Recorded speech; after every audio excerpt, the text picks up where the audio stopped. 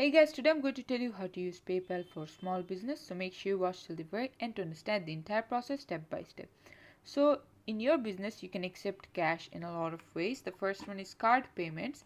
So what you can do is most of the people who come to buy, they should have a card with them. So once they punch in the credit card, the money could automatically be transferred into your PayPal.